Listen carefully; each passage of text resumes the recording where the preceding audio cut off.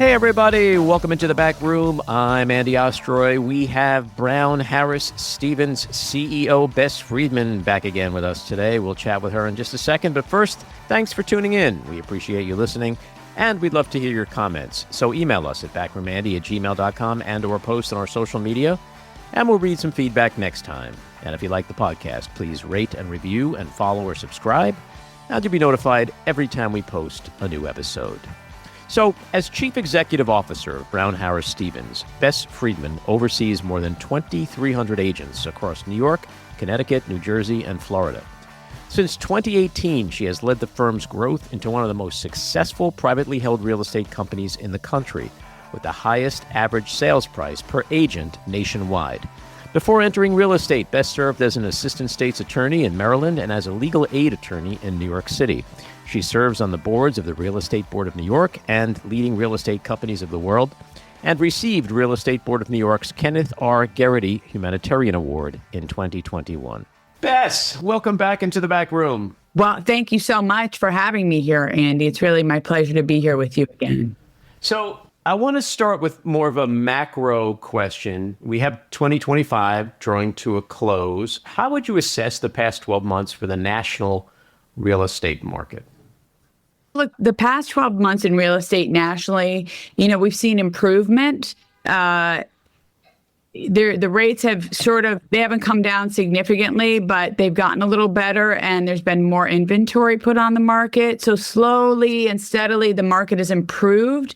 But overall, the issue of affordability is major for housing. I say this stat a lot whenever I'm, being interviewed, but it's important to note that today the average first-time home buyer is 40 years old. Wow. Now, just 10 years ago, they were 28.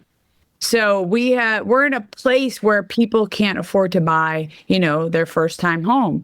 And they're getting much older. And so, it's not just rates, it's the prices of homes, it's everything, it's income, it's this sort of inflexibility with local legislatures who don't understand how important it is to work together to build affordable housing. And so, we're at a weird place in housing. I mean, I work in a market that's more discretionary and luxury, of course, but I care about housing overall. It's not just the markets that I work in. I think that housing or having a home is like a forced savings for people. It gives you so much liberty and freedom, and it's a great way to invest. I think you're right, in terms of affordability, but there's so much involved there. Do you see a horizon where there's the kind of improvement with affordability, in particular among young people, where it can have a meaningful impact on the real estate market?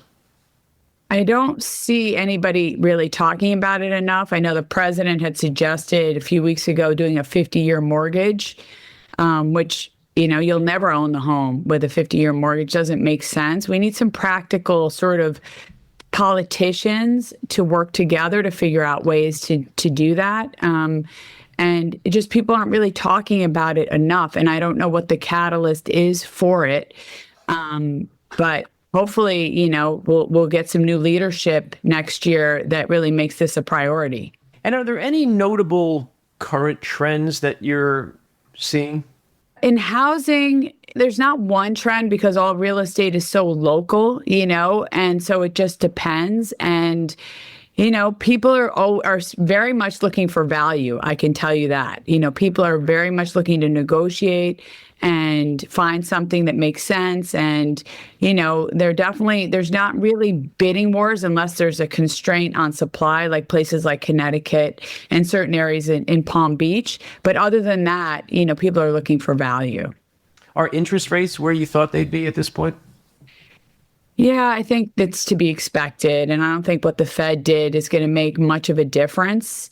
I think this is the new normal. And I think that's what we have to consider is that 6% around that area is where we're going to be. And historically, it's still very reasonable. It's just we got so used to, Andy, cheap rate. Remember, it was, people are used to 2 and 3%. So when you get used to that, it's hard to sort of get your mind around what the new normal is.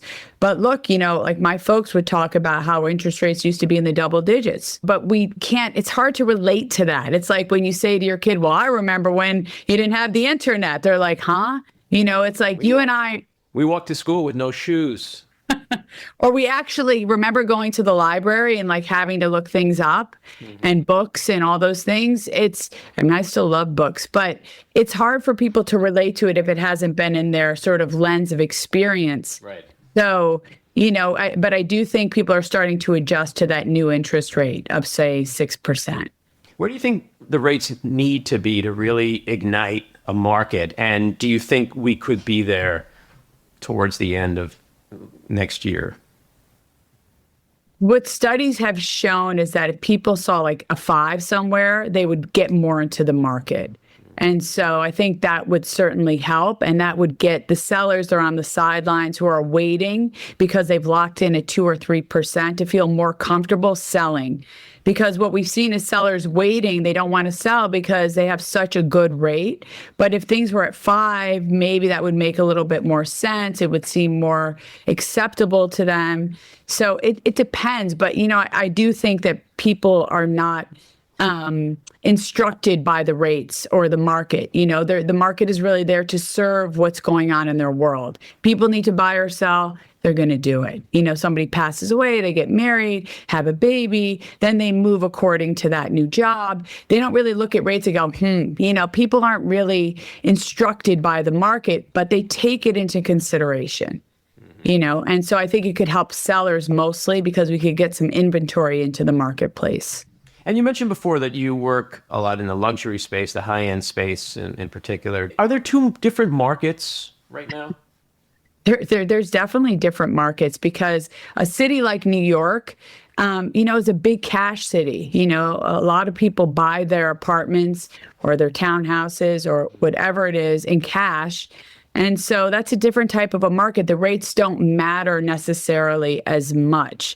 And look, you're a New Yorker. It's expensive to live here. Everything, restaurants, whatever it is, just costs more. And so New York City is a different sort of marketplace for people. The rents, there's that saying, the rents are too damn high. People keep that expression. It's very expensive to live in New York City. And it's not a right. You don't have a right. You're not entitled to live here. You have to be able to afford it. It's very expensive. And what did you see this past year in New York City in particular? Anything notable there? There was enormous concern about the new potential mayor. Mm-hmm. So the real estate community as a whole wasn't sure what would happen. I think landlords were concerned and the market as a whole had some stress in it. But, then after the election and when it also looked like he was, Mamdani was going to win, I think people started to accept it and started to say, okay, let's lean into this and figure out ways that we're going to work with this new mayor. And the fact that he's keeping Jessica Tisch, as police commissioner, I think is a really positive sign. And who he surrounds himself with will be important. So I think that's what the big, that got national attention, this mayor's race. Everybody was talking about it. And so I think there was some concern about it. But once it was over, we didn't see any sort of exodus out of New York City. People didn't stop buying. I think people are going to give him a chance, which I think is the right thing to do. Yeah, I would even say that there was hysteria, if you've been in New York long enough, you've lived through market crashes, 9/11, the market seems to roar back stronger than ever, no matter what happens here. And we're surrounded by water. There's only so much space here, right? So, and people want to be here, even in the outer boroughs. So I find it kind of funny, the hysteria, because I don't think, to your point, if somebody has millions of dollars in cash to plunk down on an apartment, they're really not worried about Zoran. No, they're not. But Andy, and I agree with you. Look, the former mayor de Blasio was not good to the real estate community, but the market still was very resilient and did well. I think the biggest major concern, at least for me as a New Yorker and others, and he won on affordability, but safety, which is what Eric Adams, the current mayor, won on 4 years ago, is still really important to New York City. And I think that's a bigger concern for people, because if we don't have safe streets, people aren't going to spend those millions of dollars here. They're not going to have a second home here, and you're going to lose people. And I think that's something that I hope Mayor Mamdani will keep in his forefront.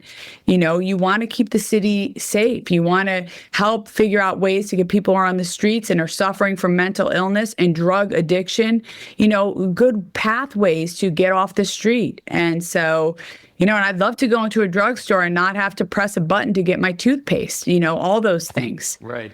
Right. I think what you said before is true. I mean, look, Mamdani wasn't my candidate, but I agree with what you said about we all have to just take kind of a deep breath and give him a chance. I do think he's well-intentioned. I think he is surrounding himself with good people. And if he continues to do more of that, then I think it'll be fine. But, the proof is always in the pudding, But I don't think there's justification for the hysteria. Well, it was his rhetoric, I think, that concerned people, and his sort of, his ideologies. And look, he doesn't have to be in support of Israel. That's it's irrelevant. He's running New York City, and I think during that debate, and everyone was saying the first place they would visit was Israel, it's sort of like he's like, I'm going to stay here in New York and I'm going to focus on New York. And that was the right answer, And it doesn't matter if he likes Israel or doesn't, and who cares? That's not going to really have any impact. Who cares what he thinks about that? So I agree with you. I think he does have good intentions, and I am going to be rooting for him because he's in the seat. You have to root for the person that's in the seat, right? Yeah. Are there any differences in performance between the New York City residential and commercial markets? Any notable observations or trends there? I haven't seen any. And I think, what's been interesting is that people were thinking like the office market commercial was dead, after COVID. They said the same about residential. And we've seen the opposite prove true for both. I mean, the commercial market is really strong. The office market, especially if it's like Class A building space, which means newer, more modern, it's fully occupied. And so people are back to work. This idea of, I don't know what you're seeing, but we're back to work. And we believe in showing up and being in the office. And I think that idea of, okay, we can all work from home from now on is gone. You mentioned COVID. The COVID vacancies, there was also hysteria around that a few years ago, but I'm curious to know what you've seen with that, especially when combined with the return to work policies that I think a lot of companies are implementing now. Yeah, I mean, I'm seeing, most companies are requiring people to show up in the office. We did that right away. And we can't force real estate agents because they're 1099s to show up, but we encourage it and we try to incentivize them to be here because you have to talk to each other, come to meetings to get information. I don't think any young person will have a successful career if they stay at home. You have a social life, but you can't stay at home and build a career.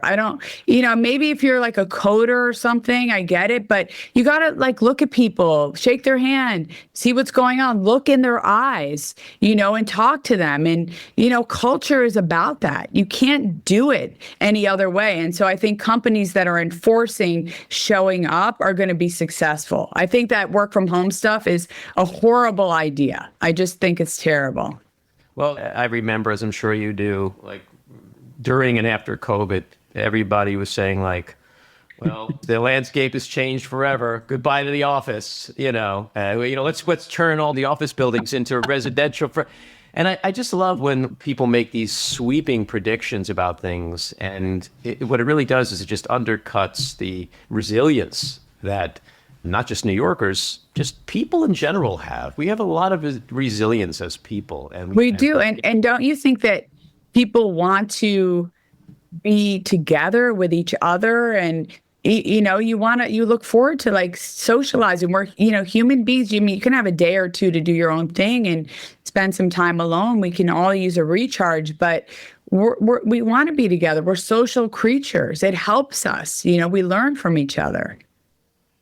Yeah. And there's also the incremental effect of, people at lunch hour, they go to the stores and they buy clothing and then they eat lunch and they buy things. So to the affordability concerns you had before. It's like the whole economy gets swept up when people are working. So there's business benefit, there's social benefit, and there's economic benefit. So I think it's a good thing. I know a lot of people are, belly aching about having to go back to the office. They don't want to get out of their PJs, but on some level, can you blame him? I mean, if I look back when I was, 30 years old or whatever, and like someone said, hey, you can work from home all the time.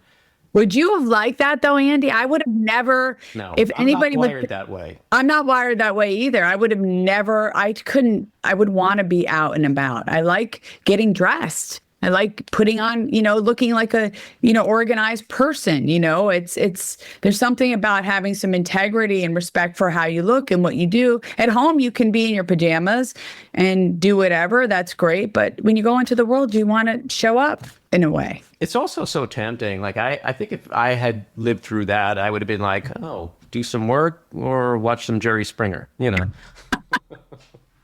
And I think Jerry probably would have won out more than he should have. So it's a good thing. And he already had a pretty decent sized audience without this work from home, right? Yeah. People love that stuff. Do you think there's a world in which Mamdani can actually have a really positive impact on New York's real estate market and surprise his strongest critics? Yeah, I think of course there is. If he is careful and selects the right minds to work with him and himself keeps an open mind, and doesn't get all cabbaged up in his head about how things are, he could be one of the best mayors ever. I believe that. He's a young, charismatic, I think well-educated, comes from a really quality family, it looks like. And he wants to have a good legacy. Like, I know he probably wants to do well. So yes, he could. He has to understand a little bit about how things work. Freezing rent and free buses sounds great, but most people don't even understand that when he's talking about freezing rent, he's talking about the rent stabilized units, not like your kids, who goes to NYU, so people don't even understand what he's saying and what it would actually mean. And I hope he'll take a step back and learn a little bit more about how it works. Yeah, I think you're right. I think if he plays his cards right, he can be one of the best mayors we've ever had, because he certainly has the personality and the charisma and the largeness of life. You know what I mean? Like, New York deserves somebody who's larger than life, Yes. A real character, and not somebody who sort of is drowned under the weight of the city. And if he can combine that with some actual performance and what he's done with energizing young people, I think he could be phenomenal. So I think it's his to lose. I agree. Andy, words do matter. And you do have to condemn things like globalize the intifada. Sure. You have to condemn that.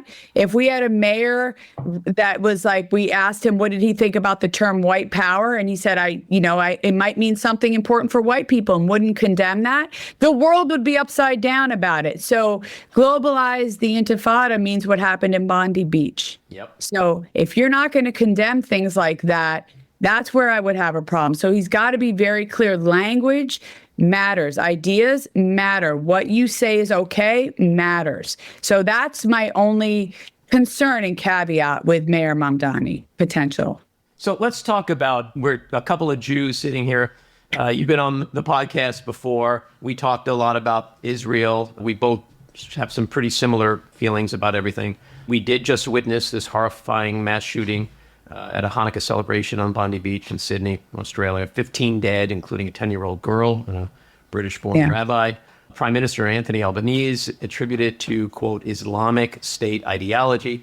What comes to mind when you see our people being hunted down and killed this way? Yeah, I think this is like we were just saying, words matter, and not condemning this sort of hate speech, this death cult that is Islamic jihadism, whether it's the Houthis or Hamas or ISIS or Hezbollah.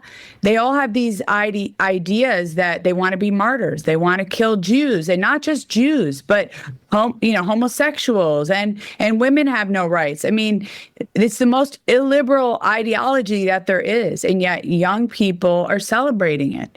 And so I'm concerned, not just as a Jew, but as a person that cares about, freedoms and women being able to not cover themselves up. And, if homosexuals, lesbians, gays, whatever, want to get together and, if have a union, whatever, respecting that.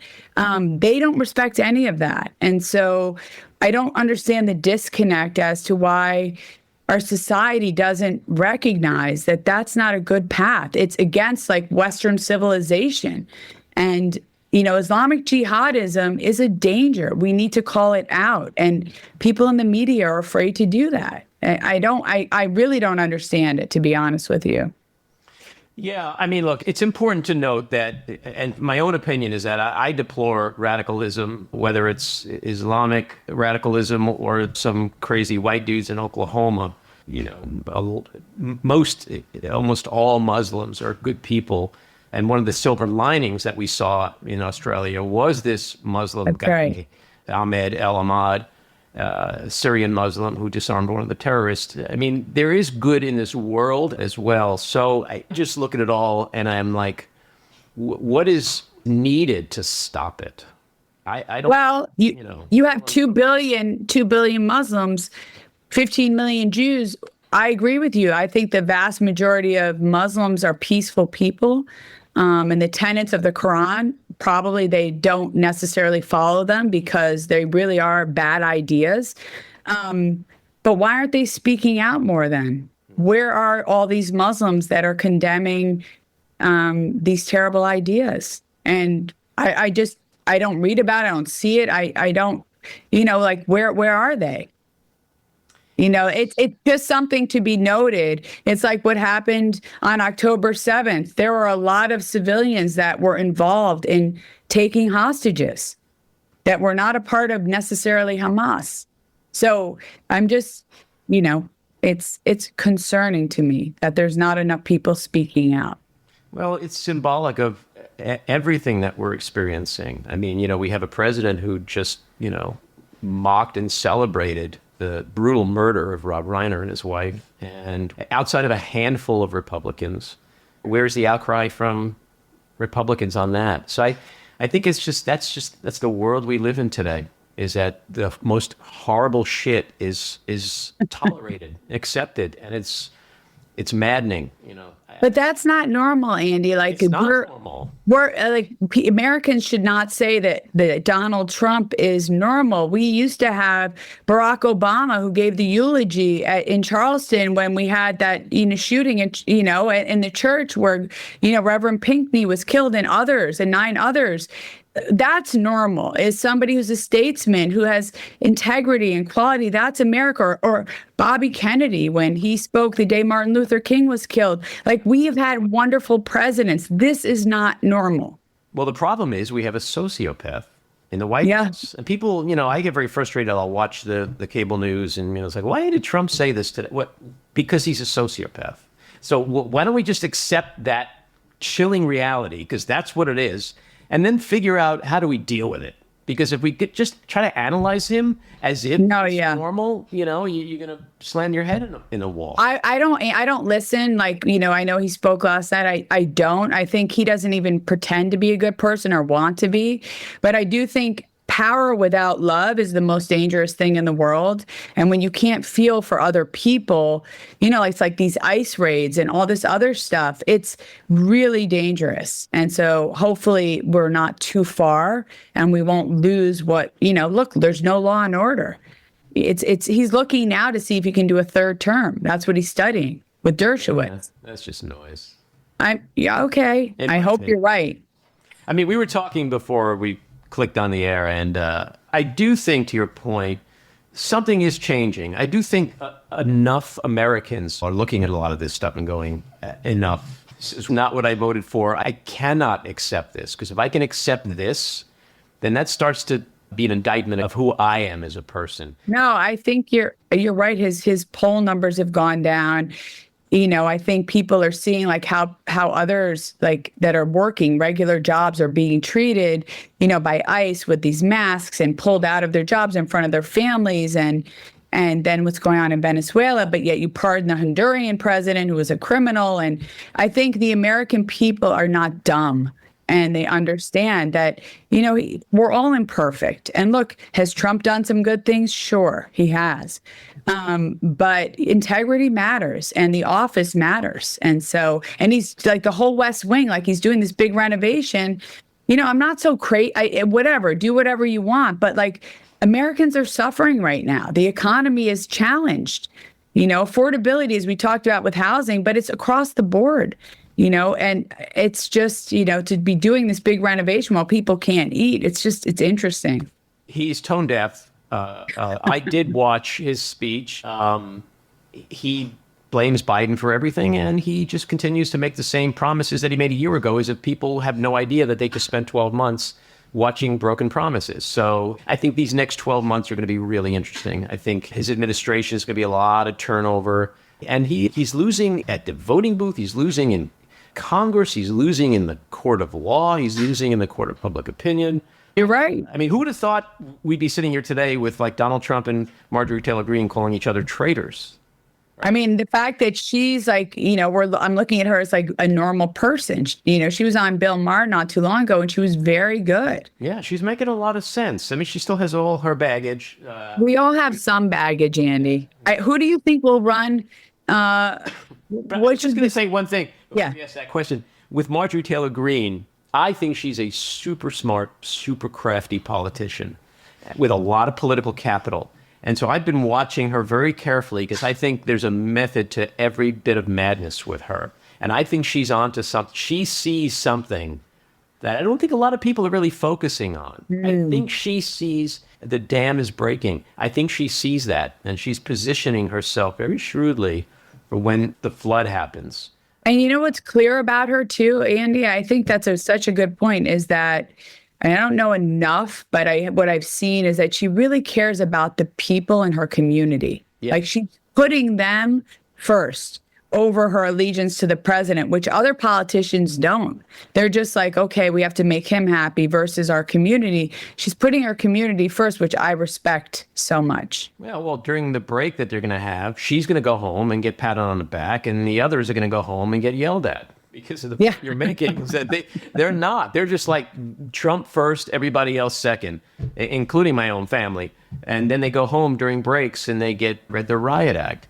So who knows? But you were going to ask something. I was going to ask you, so who do you think of the Dems as a possible, presidential candidate? Like who do you think has a shot? Well, I started out a couple of months ago really falling in love again with Gavin Newsom because I just like anybody who punches Trump in the face. And he's really got balls, and he's smart, and he's figured out a way to break through and get under his skin. But I got to say, Mark Kelly is really looking to me like a guy who belongs behind the Resolute desk. I love him. I think he's to me, he's the one to watch. And it's interesting to watch how he is posturing right now and being tough and going against Trump. But he's got the credentials.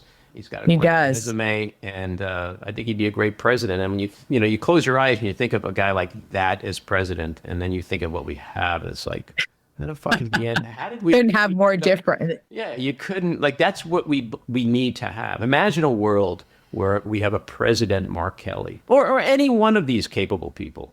Andy Beshear in Kentucky, the governor there, is also quite impressive. But listen, Gavin, Mark, Andy, any of them, I think, would be great candidates. I agree with. Do you have a number one, a favorite? I really do. I really do like Andy Beshear a lot. I think he's, in Kentucky. I can't believe he's a moderate. He makes a lot of sense. He's quality. He's smart, and I love Mark Kelly too. They're my two faves. Well, it's going to be an interesting year. It is going to be very interesting. We just got to hang in there and stay positive. And hopefully we tackle this affordability issue, and hopefully we have a strong real estate market. I agree with you. Thanks for coming on and giving us your insights, and come back. Thank you so much. I'll see you at Samuel's. All right. Take care. Great. The happiest place on earth. That's chocolate chip cookies, by the way. Candy store in Rhinebeck, New York. Samuel's Sweet Shop. I'm there all the time. I get my coffee there. You have the best kids working there. Awesome. They are. All right. Thanks, Andy. Have a good holiday. You too. Bye-bye. Bye. This episode was produced and edited by me, Andy Ostroy.